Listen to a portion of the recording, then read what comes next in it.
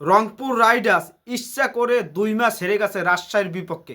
এই 2 ম্যাচ হেরে ঢাকা ক্যাপিটালস এবং খুলনা যেরকম এবারের বিপিএল থেকে বাদ পড়ে সেইটি লাইনটা করে দিয়েছে। এখন আমরা জানবো যে এই যে রংপুর রাইডার্স যে এগুলো যে করছে, তারা যে আলসামি বা এই যে কাজটাগুলো করছে, বিপিএল এর মান সম্মান ডুবাইছে আর রাজশাহীর মতন টিমরে এগিয়ে যাওয়ার মতন চান্স করে দিচ্ছে দ্বিতীয় রাউন্ডে। এটা সত্যিতে আমাদের তীব্র নিন্দা জানাই। যারা টাকা দিতে হবে হোটেলে তাদেরকে এরকম সুযোগ করে দেওয়া। আজকে ইম্পর্টেন্ট কথা বলবো সম্পূর্ণ। রংপুর রাইডার্স এবং রাজশাহী এই দুই দল মিলে ঢাকাকে একদম এই বিপিএল থেকে বের করে দেওয়ার মতন অবস্থায় চলে আসছে। এরাই সম্পূর্ণ দায়ী। যে এরাই যদি এই ফাইজলামিগুলো না করতো, যে ঢাকা এবং রংপুরের ম্যাচগুলো যদি এইরকমভাবে না হারতো রংপুর, তাহলে ঢাকা ক্যাপিটালস এই অবস্থা হইতো না, এই পরিস্থিতি হইতো না। সম্পূর্ণ দায়িত্ব দেব রংপুরে। তারা এই যে আলসেমিগুলো করছে, আলসেমিগুলো করে ঢাকা ক্যাপিটালসরে যে বিদায়ের পথে নিয়ে গেছে। কইতে গেলে বাদ ঢাকা ক্যাপিটাল বাদ 1% যে আশা মশা আছে, এগুলো সব আমরা আশা করতেছি যে কি 1% বা 10% যদি আশা থাকে, সেটা নিয়ে আপনাদের সাথে একটু কথা বলতে আসলামই। যে রংপুর রাইডার্স আমাদের একদম রংপুর রাইডার্স এবং রাজশাহী আমাদের বিপিএল থেকে বের করে দিয়েছে ডাইরেক্ট। এরাই যদি এরকম ফাইজলামিগুলো না করতো, এরা কেউ বিশ্বাস করে না যে রংপুর রাজশাহীর সাথে 2টা ম্যাচ হারবে। এটা বিশ্বাসযোগ্য কোনো কথা না। এটা স্বপ্নে হইতে পারে যে রংপুর রাজশাহীকে দুইবার রাজশাহী রংপুরকে 2বার হারিয়ে দিয়েছে, এটা স্বপ্নে ভাবা যায়। সেই স্বপ্নটা হয়ে গেছে। এখন বাস্তবতা কি আর বলবো। রংপুর রাইডার্স যদি কোনোভাবে যদি একটা ম্যাচও জিততো, তাহলে ঢাকা ক্যাপিটালস এইরকম বিরহ নিয়ে কালকে মাঠে খেলতে নামতে হইতো না। এখন মানে শেষ পর্যায়ে আবারও কালকে কি করে জানি না। রংপুর রাইডার্স তাদের আবার খেলা চট্টগ্রামের বিপক্ষে। তারা যদি এই ম্যাচটাও হেরে যায়, তাহলেও ঢাকা ক্যাপিটাল বিদায়, এবার মনে বিদায় বিপিএল থেকে। এখন কি আর বলবো ভাই, যে ঢাকা ক্যাপিটালস বিদায় নিলে কিছু করার নেই। যদি কালকে যদি হারে, তাহলেও একদম মানা যায় যে হেরে গেছে। কিন্তু রাজশাহীর বিপক্ষে 2টা ম্যাচ হেরছে, এইটা কোনোভাবে বিশ্বাসযোগ্য না। এটা মাইসে অনেক অনেক সন্দেহ করবে। কিন্তু রাজশাহী যেহেতু জিত হয়ে গেছে, এখন আর কি বলবো, কি ভাষা প্রকাশ করতে পারি না।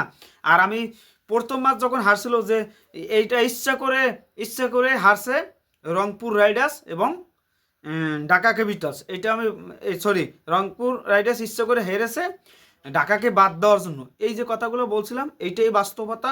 সেটা দেখেন, সেকেন্ড ম্যাচও হেরে গেছে, মানে এরা আলসেমির জন্য মেন হচ্ছে তারা 8টা ম্যাচ যাচ্ছে, তার জন্য আলসেমি করে এই ম্যাচটা হারিয়ে গেছে। আর এই তারা বেশি ওভার কনফিডেন্স দিকে এই অবস্থাটা হয়েছে তাদের। রাজশাহী এখন বেচারারা আরও কষ্টে হালাই দিয়েছে। যে রাজশাহী তারা টাকা দিতে পারতেছে না, এই খাওয়ার টাকা দিতে পারতেছে না, তারপর হোটেল ভাড়া দিতে পারতেছে না, প্লেয়ারদের টাকা দিতে পারতেছে না। এই আজকেও টাকা পাওয়ার কথা ছিল, কিন্তু আজকেও টাকা তাদের পকেটে ঢোকে নাই। এই যে এইরকম একটা দলকে তারা, যারা বিদেশি প্লেয়ার খেলানির মতন সাহস পায় না, 4জন প্লেয়ার লইতে পারে না, 2জন প্লেয়ার লইছে গত ম্যাচে, আবার 4-5জন ঘরে রুমে বসে ছিল, হোটেলে বসে ছিল। এই হচ্ছে অবস্থা। তাদের সাথে ম্যাচ হেরে যায় রংপুর রাইডার্স 2টা ম্যাচ। এইটা আমাদের জন্য সত্যিকারই কষ্টর বিষয়। এই কষ্টটা আমাদের মানার মতন না। এটা পরিস্থিতি সত্যি আমাদের খারাপ। এই পরিস্থিতিটা আমরা কিভাবে ওভারকাম করব, এবছরের মতন বিপিএল থেকে বিদায় নিছি, এইটাই দুঃখের বিষয়। যে ইচ্ছা করে 2টা ম্যাচ হেরেছে রংপুর রাইডার্স, ঢাকাকে বাদ করে দিল। এইটা আজকে আমার মনে হয় যে ইচ্ছা করে 2টা ম্যাচ আছে, একটা ম্যাচ হেরে। আমি বলছিলাম না গত ম্যাচে। যাই হোক, এগুলো নিয়ে আমরা কথা না বলি। এখন কালকে যে সুযোগটা আছে আমাদের দ্বিতীয় রাউন্ডে, সেটা হচ্ছে যে রংপুরে কালকের ম্যাচটা জিততেই হবে। এটা যদি না জেতে, তাহলে আমাদের জন্য অনেক ক্ষতি। আশা করি কালকে ম্যাচটা যেত।